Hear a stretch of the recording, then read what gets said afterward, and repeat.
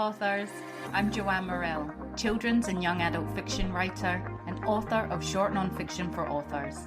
Thanks for joining me for the Hybrid Author podcast, sharing interviews from industry professionals to help you forge a career as a hybrid author, both independently and traditionally publishing your books. You can get the show notes for each episode and sign up for your free author pass over at the Hybrid Author website to discover your writing process, get tips on how to publish productively, and get comfortable promoting your books at www.hybridauthor.com.au. Let's crack on with the episode.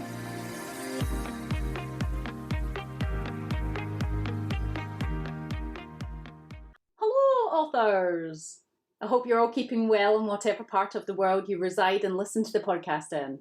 Today's interview is with women's fiction and rural romance writer Rachael Johns. And I'm chatting to Rachael about the Romance Writers of Australia, RWA, women's fiction and romance readership, the craft, tropes of writing romance, hybrid publishing, and so much more.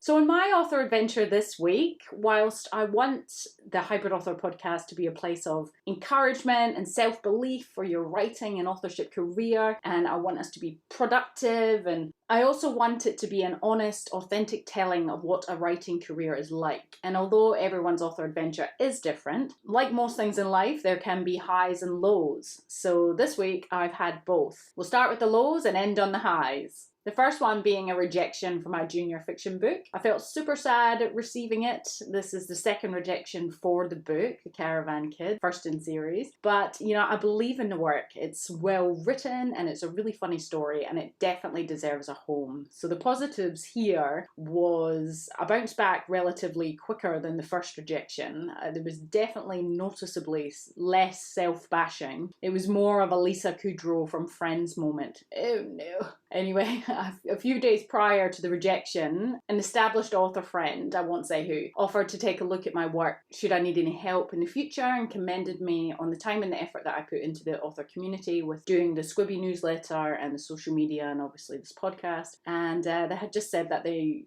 had been where I was now, working hard, raising a family, waiting on publishers to try and get your work published. And also in the meantime, sharing other author successes and giving back to the community. So I mentioned to said friend that as soon as I received word back from the publisher, I would definitely send the work their way if it was a rejection. So as soon as the rejection rolled in, I sent the work straight over to them and they read it really quickly and provided some really good feedback for me to make some tweaks to the work to make the overall manuscript stronger in places. So thank you very much. You know who you are if you're listening. You're an amazing soul. And it's just wonderful that we can reach out to each other to pull others up and just generally help each other in general. So I just wanted to share that. So if like me, you've had or are having a bit of a downer week, just remember to keep going. It is worth it and it will happen one day. That's what's so amazing about listening to other authors and sharing stories and helping each other. Like in this interview coming up with Rachael Johns, she talks about hitting the 10-year mark of writing and trying to get published and questioning whether she should keep going because, she's been doing it for so long and it's such a tough market. But look at her now, 29 plus books and thriving. So I hope the interview brings you the inspiration it did me as I was editing it. It was just what I needed to hear this week. I advise counteract what happens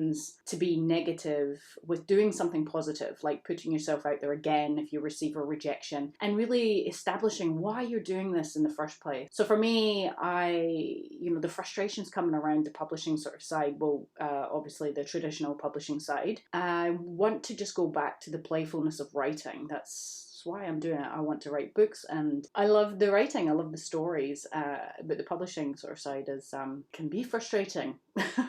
So there's some big changes in my personal life coming up, which I can share in the next couple of weeks. And this has made working on my writing really, really difficult because my time has been needed elsewhere. And with that makes me feel like I'm falling behind on my schedules, which realistically I am. The top secret project which I talk about only via my newsletter, has been affected here. So if you want to be brought up to speed on what's happening there, you can sign up for your free author pass over at the Hybrid Author website, hybridauthor.com.au, and you will get fortnightly newsletter keeping you up to date on what I'm doing there, as well as other hybrid authorship musings I don't share anywhere else. So with this personal life thing that's taken up a lot of my time, I have had to think about where my time is best spent when it comes to, say, the marketing of my non-fiction books, as well as everything else. So I'd wanted to do an in-person event for Freelance Writing Quick Tips for Fast Success book in March, and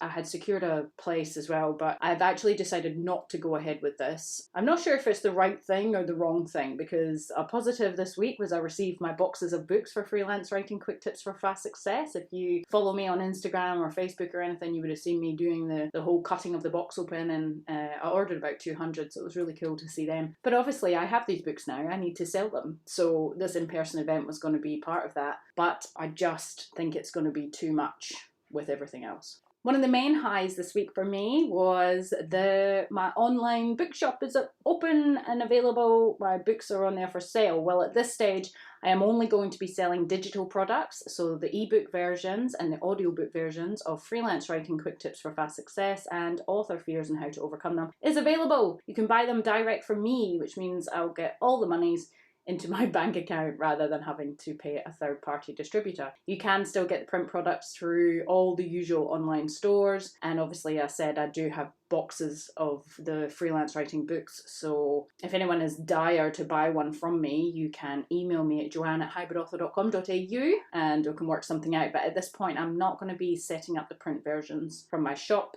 Explanation on that later. But if you would like to buy a digital copy, people have been asking, you can head over to hybridauthor.com.au/books and get your versions there. And if you do happen to pick up copies of my books, I would love a review wherever online would be fantastic, whether it's on my website or somewhere else. As these books are new and they're just getting out there, I haven't actually got many reviews going. And I just wanted to give a shout out to, I've been selling print books through Ingram Spark. The Author Fears has just gone up, as you've heard, in the last couple of weeks, the print version, and I've sold copies in Europe. I think there was a copy in Canada, France and Poland.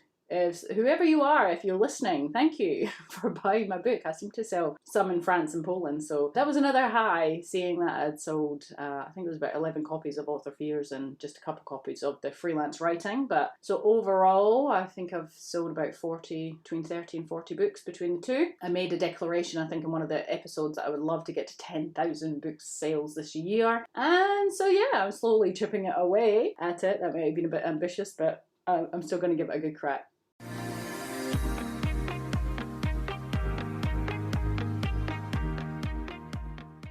So the wonderful Thorn Creative is responsible for the Hybrid Author website and the creation of my online shop. Thorn Creative are also the first sponsors of the Hybrid Author podcast, so let's hear their sponsorship now. Thorn Creative, where beautiful websites for authors are brought to life. No matter what stage you're at with your writing, your stories deserve a dedicated space to shine. Whether you're just starting out or have a bookshelf full of bestsellers, your website is the hub of your author business, binding everything you and your books offer together. Thorn Creative can nurture all aspects of redesigning your old site or start afresh from the initial design. They can provide ongoing hosting and maintenance to marketing your books online, saving you time, money, and stress trying to wrangle your site yourself. An author website built by Thorn Creative can easily direct readers to your favorite retailers, your publisher, or simply set you up to sell to them direct. The options are endless. Thorn Creative have worked with many authors across all genres and know what goes into good, functional working author websites to sell books. Head on over to thorncreative.com.au/websites for authors to read author and publisher testimonials and to see what they offer and some of the sites they've created.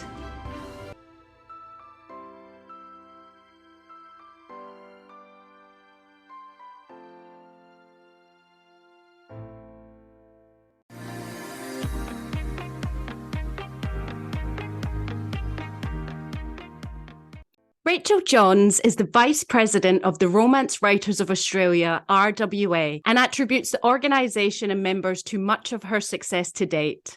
An enthusiastic advocate for the romance genre, Rachael shares RWA's passion to help encourage aspiring, emerging, and established authors in their careers, whilst also championing on the genre and the rest of the book industry. Once upon a time, briefly, Rachael was an English teacher. Then her dreams of becoming a novelist came true. Now she spends her days writing rural romance and women's fiction in the Swan Valley of Western Australia. Her book, The Patterson Girls, won the ABIA Award in 2016 for general fiction, and she's also won the RWA Australia Ruby Award twice. When she's not writing, you'll find Rachael reading, occasionally sewing, hanging with her adorable sheepadoodle, or listening to audiobooks while driving around or cleaning up after her 3 teenage boys. Welcome to the Hybrid Author Podcast, Rachael.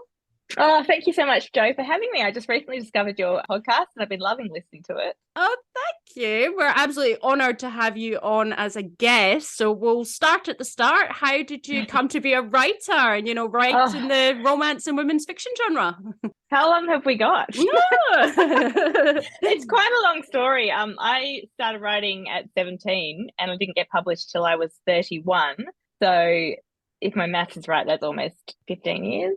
But I was never, I don't know, you've obviously interviewed a lot of authors and met many other authors yourself. And I've just found that there's kind of 2 usually types of authors. And one is the person that has wanted to be a writer for as long as they can remember, since they were first introduced to a book on their grandmother's lap or could hold a pen and were scribbling in their own, little notebooks, making up stories. And then the other one comes to writing later in life. And I feel like this is often through therapy. That's definitely what happened to me. I wasn't a massive reader definitely not in high school. I, loathed most of the books that they wanted you to learn in high school English. So it's quite hilarious that I became an English teacher later.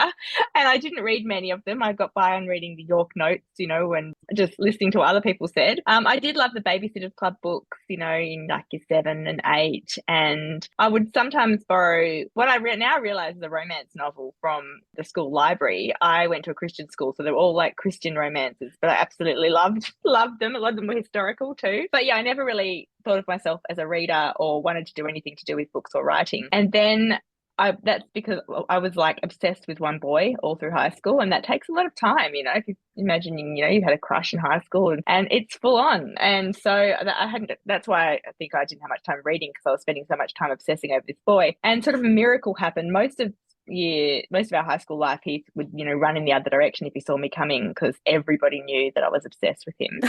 That was quite embarrassing. Thank God there was no Facebook or, anything like that, because I shuddered to think what I would put on. But then towards the end in year 12 at the beginning, a miracle happened and he asked me to the ball. And I think he only did this because he knew basically that I was a sure thing. And, if you're 17, you're asking someone that's going to be a bit daunting. And he also knew that he couldn't ask anyone else because they would be too scared of me to say yes, because I'd probably kill them. And that's probably true. So we ended up going to the ball. And then from there, we sort of went out. And I use that term loosely because we barely saw each other outside of school. Neither of us were driving, I don't think, at the time. But, I thought he was the love of my life. We were going to get married, have babies, live happily ever after, like most people, do with that first love that you have. And we went out for about 5 months. And then towards the end of that time, he said something that I wasn't 100% happy with. I can't remember what it was. And I said, I don't think this is working out, hoping he'd say, no, Rachael, you're the love of my life. Don't leave me. But he didn't. He said, yeah, I think you're right. So I accidentally dumped the love of my life and I was completely heartbroken. And for some strange reason, over the summer holidays between finishing school and, I was supposed to be starting primary school teaching, I decided to write the book of me and this boy. And it was absolutely horrible. It's 80,000 words of absolute rubbish. I shuddered to think if anyone would ever read it. But I did. I caught the bug. I loved the fact that I could sort of make up these characters, play God, and, dictate how things would happen, where in real life, I was less in control. And so during that time, I just thought, I just love doing this. I want to do this for a job instead. So I stupidly changed from from a primary school teaching degree to a writing degree, literally the week before it was due to start. And that was probably, not a good idea, because I didn't really learn anything about writing books. It was very literary focused, and I kind of thought that to be a published author, you needed to write the Booker Prize or, something serious or poetry that was okay. Yet secretly, I fell in love with books again around the same time. And I was devouring books like Bridget Jones's Diary and all the other chick lit novelists that were out at the time. And so it took me a long while to realize, oh, hang on, that's where I should be focusing my pursuits. And so I got a number of projections and stuff, and I was starting to get disillusioned. And it was about, it's a long story, but I'm wrapping it up now, hopefully. It's great. Probably, I think, it's 8 years into my, trying to write. I remember I was 26 and I was pregnant with my second child. And a friend and I who went to uni together, we suddenly remembered an article we'd seen at uni. It wasn't something we were taught at uni. We probably mocked it at uni, but it was about Mills and Boon books and how you can make an absolute packet writing for Mills and Boon. There were a number of people doing this in Australia. So we suddenly thought, why are we trying to write a literary, prize winner? We'll just write a romance novel. How hard can it be? And the problem was I had never read a Mills and Boon in my life. And yeah, I had read things were romantic elements and romance novels, but Mills and Boon is a very specific craft. Anyway, I read 50 in a month. And I actually prior to that, I'd kind of thought, I had that bad sort of opinion of Mills and Boon that a lot of people do, that they're just trashy, paperbacks that are about heaving bosoms and throbbing manhoods and all that. And so I read them and I thought, I read about 50, as I said, they're quite short. And you know what? I absolutely loved some. I didn't love others. It was exactly like, all the books I read, some I enjoyed, some I didn't. But I suddenly saw a specific path. I thought if I can learn this craft of romance, then it seemed more likely that I'd be able to get published. It took a long time from there, still another, I'd say, 5 or 6 years. But the other thing is, when I first started to write in 1997, Google wasn't really a thing. The internet was a baby. But then fast forward to 2026, when I decided I was going to write a romance novel, I Googled how to write a romance novel. And suddenly I had all these articles, forums with other people, so much information. And through that, I stumbled upon the Romance Writers of Australia. And I joined them immediately, started doing online courses, entering their competitions, eventually going to conference once I didn't have baby hanging off me, and met really good writing friends and people who could help me grow as a writer, both published and unpublished at that time. And so that's when I finally started making proper inroads into writing, and eventually I published a digital romance with Carina Press, which I call one of my Mills and Boon rejects, because I never got across the line with Mills and Boon at that stage. I did many years later, so it's funny how things, work out. And then through that, digital publishing meant that I get to go to a dinner with the Harlequin authors in Australia, and that's how I met my now publisher. And the rest is history. Wow, that's quite a story. It is. That's a very short version. I missed out lots of little pieces along the way. No, I love it though that it sort of started with romance and then crushing her, and you've ended up doing that as well. And our stories are tiny but similar in the sense that not so much like the romance, but I started out like with the YA genre, and same as yourself, it was sort of you write this book and it's almost works as catharsis. Like it was like I call it a verbal vomit or verbal diarrhea of my adolescence or something, but it was something that I had to get off my chest, I suppose, and maybe change the names of a couple of people. And I think I put it to one person but moved on. But I have felt differently from writing that first book. Did that kind of tie your first love romance after writing that? Did that kind of just tie it up in a little bow and you felt better from it, or not really? Yeah, I think it did. It still took me a while to get over him, but it was definitely the beginning kind of the process. And I think then I fell in love with romance writing at the time, and so realized that there was plenty more fish in the sea, so to speak. Yeah. But I since then I've met a number of writers who I can laugh now about it being therapy, but I really think, it was at the time, and it was very serious at the time. Heartbreak is so traumatic. But now I've met other writers who, their mother died, or they were diagnosed with a serious illness, or they, there was some sort of other loss in their life, or, they lost a job and they decided to start writing because of one of those things. And I guess they were pouring their feelings onto the page and stuff. And then through that, maybe that's why they so many first novels are slightly autobiographical. Of course, the more novels you write, to me now, it's less like therapy. You're in the groove. Therapy. It's not therapy anymore. But, the more novels you write, obviously less you can mine from your own life, unless you have a very exciting life, and I don't really. And lots and lots of lovers. Yeah, exactly. And I've just been married for 20 years this year, so I thought your story was actually going to go that you ended up marrying him, but no. But it sounds like, you fell hard and you had to go through that romance and that love and that loss. I think to be able to write about it, quite authentically, which is pretty cool. Probably not to you back then. No, but to be a romance writer, or indeed any writer, I mean, you need to be in touch with your own emotions, and you need to be able to, and I don't know whether I necessarily always am, I think we hide our feelings from ourselves and stuff, but you need to be able to really dig deep in the emotion of your characters. And, it helps then if you have experienced some of those emotions yourself. Yeah, that's it. And also the Mills and Boons, are they still going? Are they still a thing definitely today? They celebrate, sorry. Actually, they do celebrate. Next year's 50 years, apparently. Wow. I don't know if that's in Australia or worldwide, because I thought it was a bit longer than that. Yeah. So it may be 50 years in Australia. But yeah, they used to publish 72 books a month. And a lot of, before we came on air, you were talking about people subscribing to books and things like that, and a lot of Mills and Boon readers were subscribers over the years, so their books would just land. They would subscribe to a specific type of series, because there's many different sort of sorts, and their books would just land in their letterbox, and they would devour them. So Mills and Boon readers were a specific kind of reader, I think, and they didn't necessarily read a particular author. They read a type of story, and they're still out there, but I think romance has expanded so much more that there's so many other options apart from just Mills and Boon now, and that's great. Yeah. But yeah, it means that they're not there. It means that they're not necessarily synonymous when you say romance writing. I think it's a long time, and that's what happens when you've got a good brand, I suppose. Yeah. If I say I write romance, people immediately say, "Oh, you mean Mills and Boon?" Yeah. And I'm not offended by that, because, as I said, I know how hard, and I know many Mills and Boon authors, and but I think that that's only one type of romance. And there's so much more out there in the world of romance. There's longer books, there's, now more diverse kind of books. So, yeah, I think it'll probably always be there that romance is synonymous with Mills and Boon. Yeah, that's it. Well, my mum used to read them, and even back in Britain as well. And then we would read them because she had them yes, as well. I know so many people that have that. And I always feel like not a fraud exactly, but so my mum didn't read Mills and Boon books, my grandma didn't read Mills and Boon books, whereas I know a lot of writers, and not just Mills and Boon writers, but romance writers in general now, found or discovered their love of reading because they were sneaking, books before they probably should have been reading them, and enjoying, there's a lot of education in Mills and Boon books.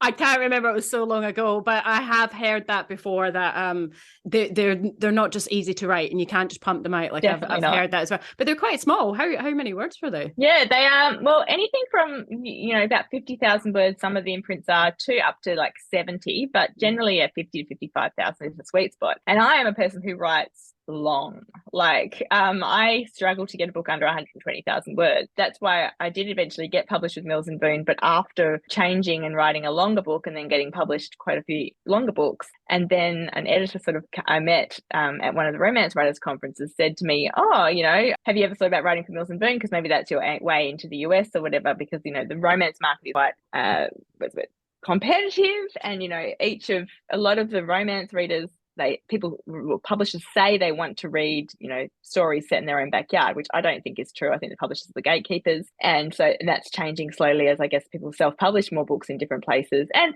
major books like Leanne Moriarty's and Jane Harper's and stuff who've made publishers realize that, hey, American readers or British readers would quite like to read an Australian set book. But at the time, she said to me, "I think maybe this would be your way. I love your rural romances." She read one of them and she's like, "I really love that, but I don't think I can find a market in the US. So how about writing Mills and Boon? Have you ever thought of that?" And I said, "Well, actually, I tried for years and I've forgotten how hard it was."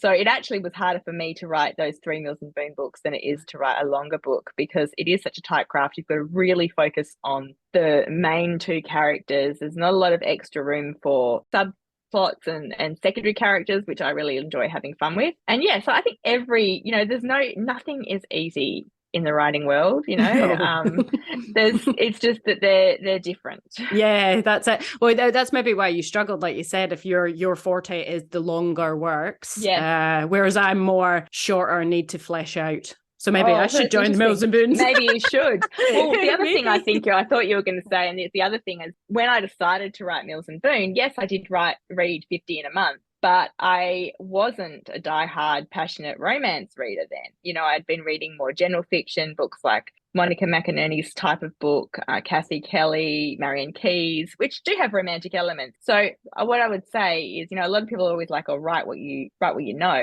but I think you should write what you love or want to know. And the thing is, I was trying to write Mills and Boon when my heart wasn't necessarily there. And, that I liked them, but that wasn't my first love of story. And then similarly, that's what I was going wrong at uni or for the years following uni, because I was trying to write literary fiction when that was not where my passions lie either. So yeah, if you can't just write a Mills and Boon because you think it'll be easy, you need to write a Mills and Boon because you don't want to write anything else. Yeah, you love it. Yeah, absolutely. And the same, I did a writing degree too, and it is that sort of teachings, isn't it? It's not very commercial or anything. And I almost felt like I learned a lot, but I felt like it sabotaged me a lot as well. Oh, it definitely sabotaged me, but that's probably because I did it so young and I was just entering my writing sort of world. But I'm saying that it was also 25 years ago now when I started, and I do think there's a lot more different degrees out there now that focus on other types of writing, but it's a matter of looking for them because all of them are not equal. Yeah, and I think they're starting to talk more about self-publishing and different things, so they're maybe trying to include a bit more in the curriculum. I'm not sure. So anyway, I'm sure they're coming on leaps and bounds. Yeah, fingers crossed. So yeah, back to the Romance Writers of Australia. Congratulations on the new vice president role. So thank you. I don't know if it should be because of miserations, a lot of work. I don't have enough to do already. Yeah, was that something that you put yourself forward for because you love the organisation so much? Or were you nominated? A bit of so I've been a member now for almost 17 years because my son's 17 in July and I joined just before he was born, my middle son. And, I would not be published probably, or maybe I would be by now, but it definitely wouldn't have happened as fast, I think. And that sounds so funny when it took me 15 years, but I'd probably have been like dithering around in a little bit even longer. I may have given up because not long before I joined RWA, I was thinking, what's the point? I'm trying, I've almost been writing for 10 years and, I've got little kids, a husband who I'm not, seeing much because I sneak off to my office or my laptop whenever I can. But romance writers, just gave me a community. And that was the first thing, I suppose, as well as teaching me a whole lot of things. They gave me a supportive community of like-minded people who love reading romance, love writing. And it's not just romance. I now write general women's fiction as well, and there are many people who write more general fiction in the organisation. There's some crime writers who started writing romance but now ended up being published in crime, but they still come along to the romance conferences because the thing is, romance, crime, whatever, general fiction, the bare bones of the craft are the same. The business, there's mostly the same as well. The marketing, you can learn so much. And so that's what Romance Writers offered me, this community where it was the most professional writing organisation I'd ever been in. I'd been in local groups and stuff, and it just didn't feel like, a lot of people felt like they were, they said they wanted to be a professional writer, but really it was a lot more like a hobby. And then I went to Romance Writers Australia, my first conference a couple of years after joining, and I was just blown away by the professionalism of the romance writers who took their love with writing, but it was a business to them. And, they were commercial fiction writers, and that's what I wanted to be. So I met many friends through there. I entered competitions that got me good feedback. It gave me so much. I wouldn't have probably met my publisher without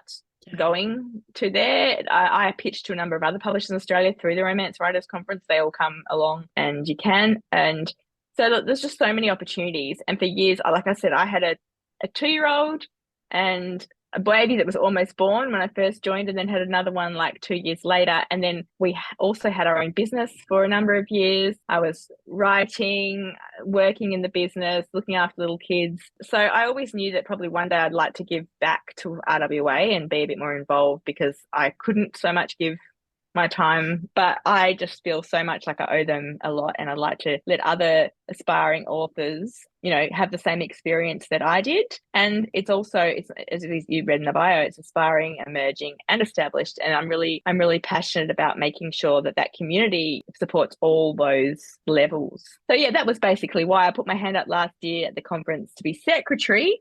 And then there was a few reshuffles this year, early in the year, because people had health issues and stuff and had to step down. So somehow I found myself as vice president. That's awesome. No, that's great. That's really cool. So the conference, is there like one main one a year or different ones throughout all the states, or how does that go? No, there's one. It's changed from, all the time I've been in over 16 years has been different, but for all that time there's been one conference a year, and sometimes they've had like satellite little conferences or events in states and stuff. But the main event of the year is a conference that it goes between the different states, so it's never in the same state. This year it's in Sydney. Last year it was in Perth or Fremantle. So yeah, that is the sort of the main event. Do you fly out to the different states each year where it is to go in person? Yes, I have been, as I said, in 17 years of membership. I think I've missed 2. One was the first one when I was literally been a member for a month, and then the next one was when I had a 3-month-old baby or something. I can't remember. Anyway, it was, that was why I went pregnant. Yeah. And so, and then of course I've missed the year when everybody missed it because we had COVID, and I missed 2 years there. They had one online, so that was good. But then I did do that. And then we had a year where it was supposed to be in Queensland the year before last, thinking that COVID would all be, would be done with it. And then the borders and stuff were still causing havoc. And in the end, only the Queenslanders could go to that one. So apart from that, I've gone every year.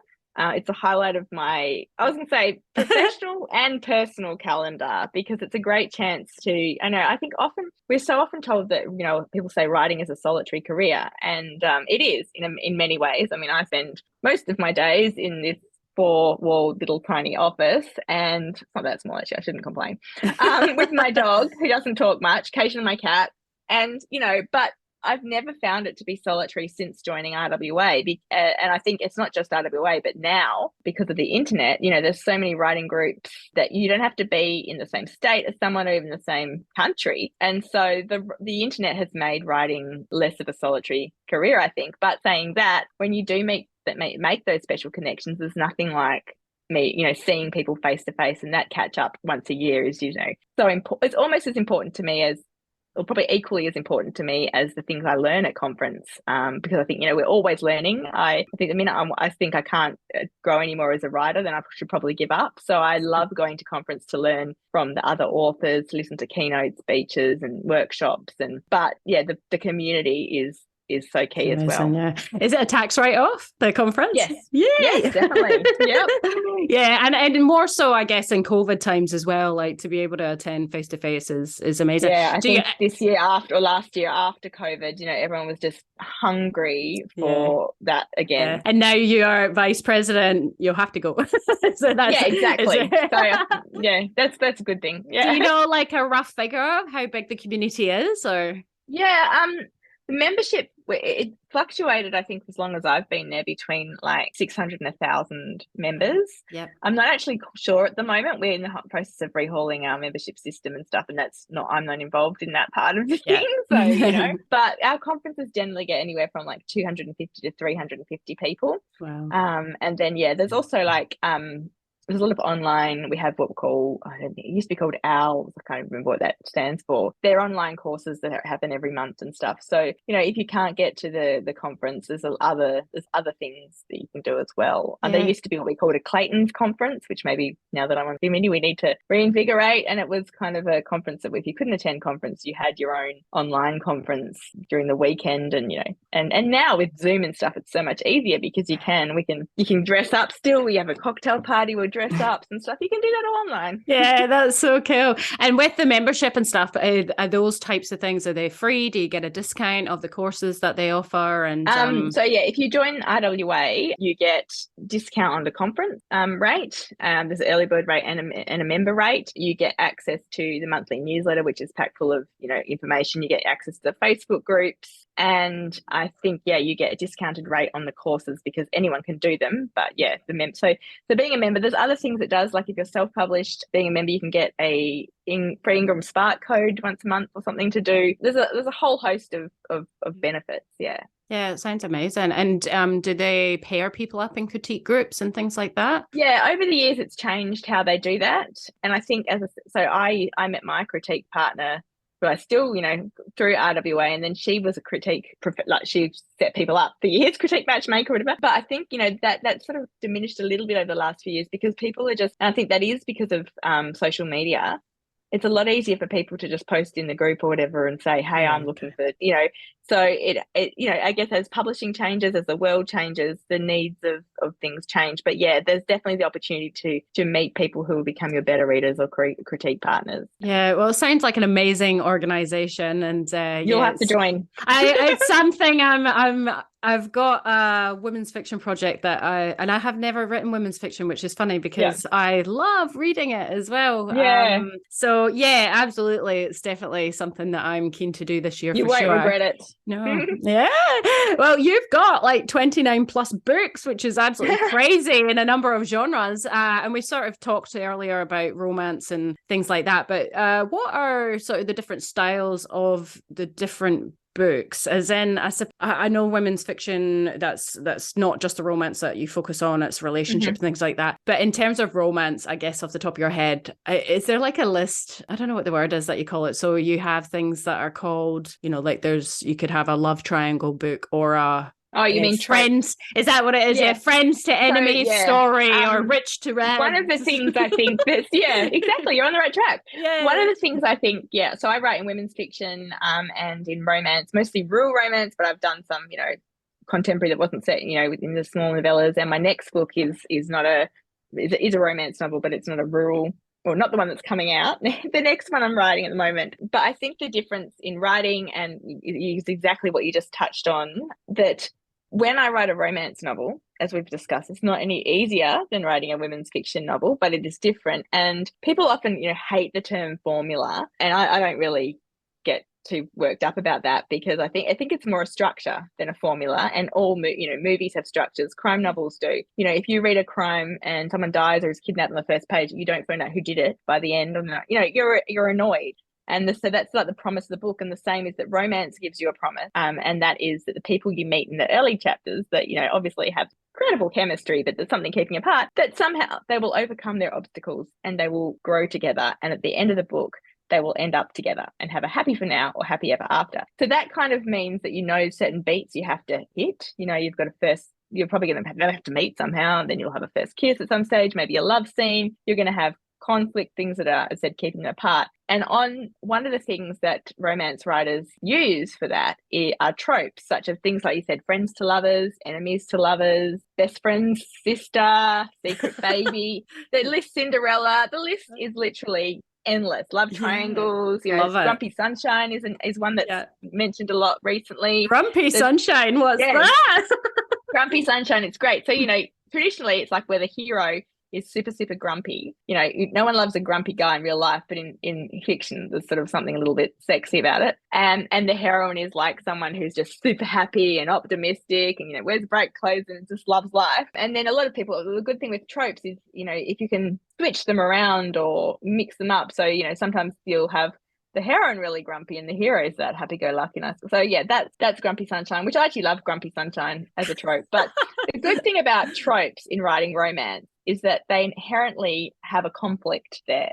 Like, say friends to lovers, which you need a conflict in all books, but in romance, that's sort of the core of the plot, because often it's not crazy, action stuff that's going on. The conflict is often internal, and it's, about these two people working their journey out. And so you need to have really good emotional conflict, and all tropes come with their inbuilt conflict. So you have boss and employee. Well, immediately there's kind of, should they be sleeping together? What's it going to do to the office? And all who's power dynamics and things like that. Friends to lovers, are they going to sacrifice, or ruin a friendship that's really for what might just be, a quick fling? So the good thing about tropes is that they do kind of kickstart your story. Of course, then you have to make them unique and, as I said, maybe meld them with a different trope so that,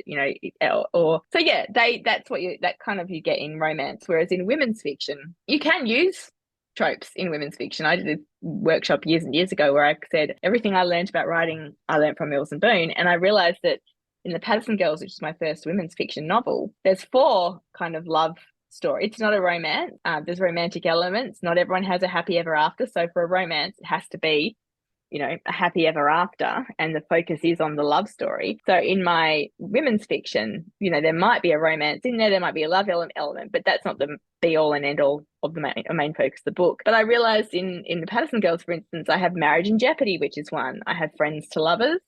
I have one night stand trope that turns more. And so you can use these things in general fiction as well. But the difference to me is that it's often harder to work out the structure of a women's fiction novel, because that changes depending on the premise, how many characters you're going to have in point of view. So it's not as easy as, as I said, nothing's easy, but it's not like you're following a tried and tested plot. You're kind of creating your own each time. So, I hope that answers that question. Yeah, that's amazing. That's amazing. So obviously each trope is structured, and like you said, you've implemented, various ones into one book, which is cool.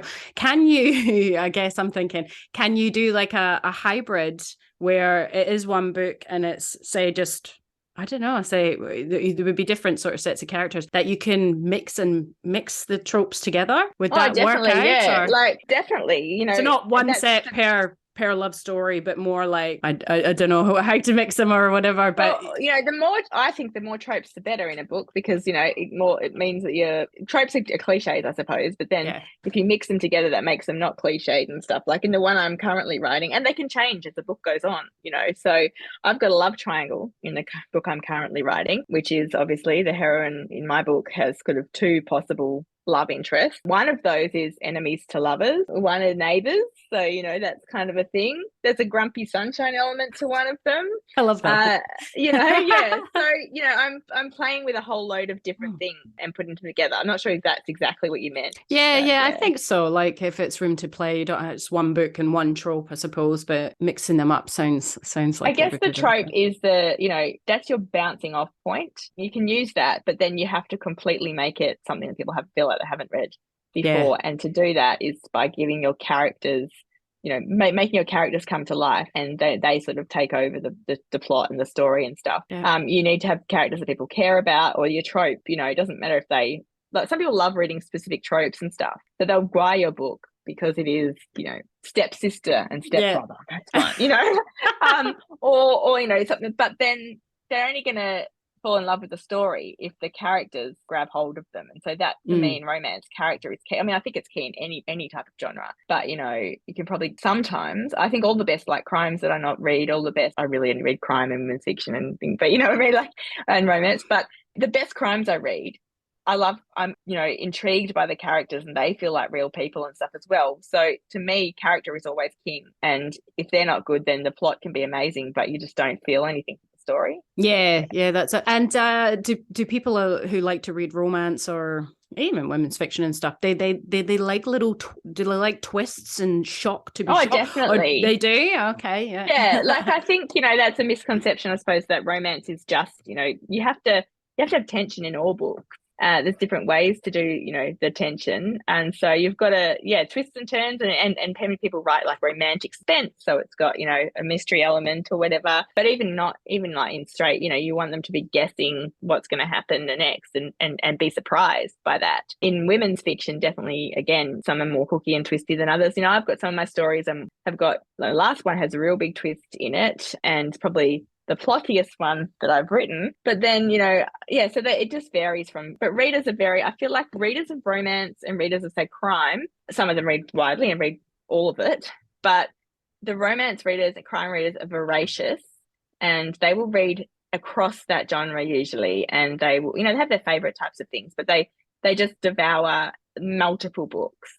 Where I've found sort of general fiction and women's fiction, it gets a different sort of clientele. Some people, as there's the crossover, but I've noticed that the people who read my women's fiction books, they're often, they're busy working people who often have kids or careers that occupy a lot of their time, and they're holiday readers or book club readers is what so they won't read maybe 20 books a month, which romance readers often do. They'll maybe read one book a month, maybe 6 in the summer, and they'll read a book club book. So I guess they are looking for a different type of read, but I think all fiction is escapism, and that's what everyone wants. Absolutely. Yeah, no, nailed it there. So you obviously have worked your ass off, to get to where you are, and you've got a plethora of books with the top 5 publisher, and that's amazing. Sharing all with everybody else, being the vice president of RWA. with your experience and knowledge now, as this is a hybrid author podcast, have you consider putting out any works of yourself, like do any self-publishing of future books? Well, never say never. And I have dipped my toes into it. A few years ago, about 5 years ago now, I did self-publish one of my Australian novels, The Greatest Gift, overseas, but I paid someone to help me do that, which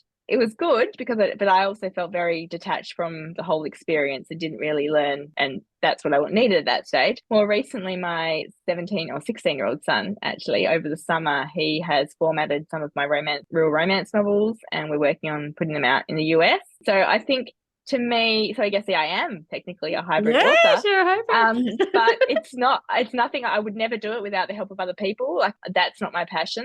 It's more like, I know many people who are really successfully, professionally, independently published, and, you know, they love the writing and stuff, but they also often, you know, very business minded or design orientated, and, you know, they like being in control of the whole package kind of thing, where I don't really want that control. You know, a friend of mine, Macy Yates, mentioned at a romance writers conference not long ago, you know, people say to her, because she writes, I think, my 29 books as well, in the same time she's written about like 120 or something. Yeah. And, you know, not just short books, not, you know, and she's very successful, and people say to her, you know, you can write so fast, you can write like 10 books a year, why don't you just self-publish them? You could be rolling in money rather than having to wait for the publisher to do, you know, their stuff, and to, you know, things do take longer in traditional publishing. And I think, you know, often people are impatient, and that's why they decide to get self-published. So I'm going to come back to that, if you don't mind. Yeah. But she said that, you know, she doesn't want to do that stuff. She might be able to earn more money, you know, by not giving it all, you know, not giving half of it, whatever, away. But her passion is writing books and stories. And that's exactly how I feel. Like, I decided I wanted to write books. I didn't ever decide I want to be a publisher. So it's more, if I have the time or someone's going to help me, then I'm not opposed to it.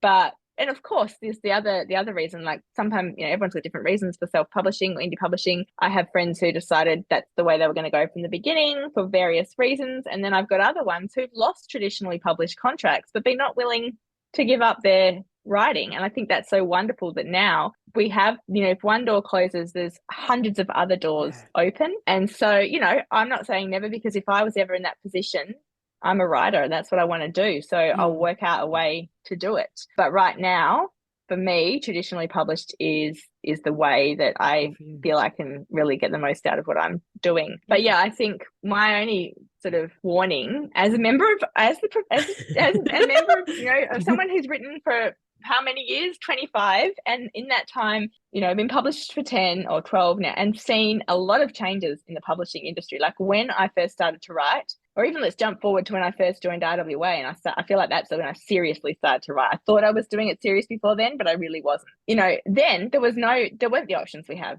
today. Well, definitely self-publishing wasn't as easily accessible, I would say. Not easy, because we know that it's not an easy option, you know, but easily accessible. You couldn't just upload stuff to Kindle and Kobo and iBooks and, you know, tell the world about it through social media. So many things were different. And so it wasn't an option for me. Like, it literally wasn't. And then it was a few years before even digital publishing was an option. So that, you know, was great. But because it wasn't an option, we had to work really, really hard. A lot of people I got numerous rejections, which set me up for bad reviews. It set me up for not being precious about rewriting my own work. And it made me, like, I'm glad that it wasn't an option then, because I think I probably would have been tempted to go, someone rejected this book. What do they know? Like, you know, and so I really think if you're going to indie publish, you got to work out, am I doing it for the right reasons? And if the only reason you're doing it, well, it depends what you want out of your career. If the only reason you're doing it is because you can't wait, you're too impatient, then I'd say maybe just think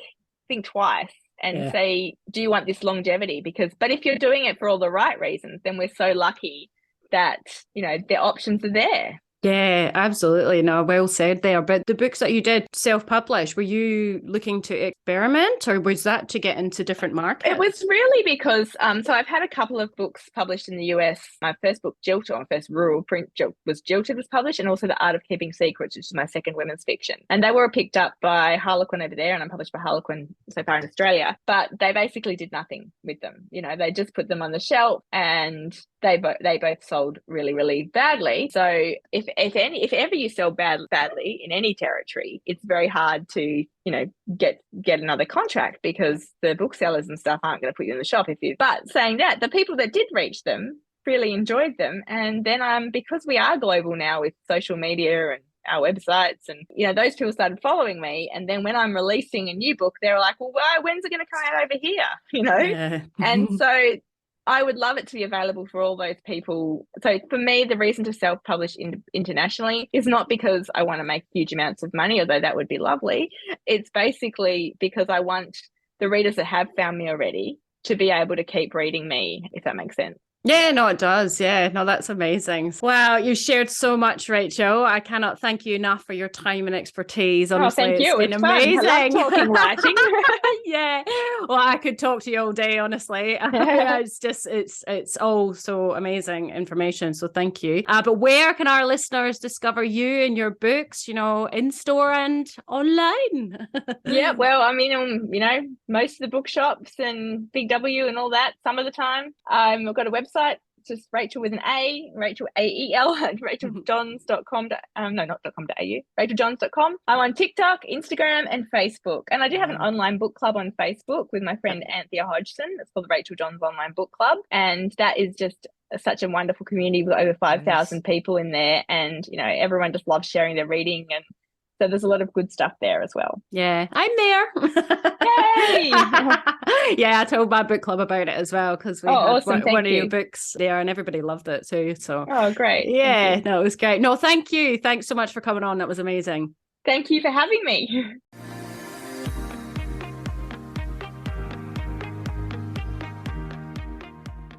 So there you have it, folks. The remarkable romance writing, women's fiction queen of WA, Rachael Johns. And I've signed up for the RWA and can't wait to get started as a member of this fabulous organisation. And I'm ferociously working my way through Rachel's books. So if you love women's fiction or rural romance, check them out. Next time on the Hybrid Author Podcast, we have award-winning children's and young adult fiction author Pip Harry, and we chat about hybrid writing styles. I wish you well in your author adventure this next week. That's it from me. Bye for now. That's the end for now, authors. I hope you're further forward in your author adventure after listening, and I hope you'll listen next time. Remember to head on over to the Hybrid Author website at www.hybridauthor.com.au to get your free author pass. It's bye for now.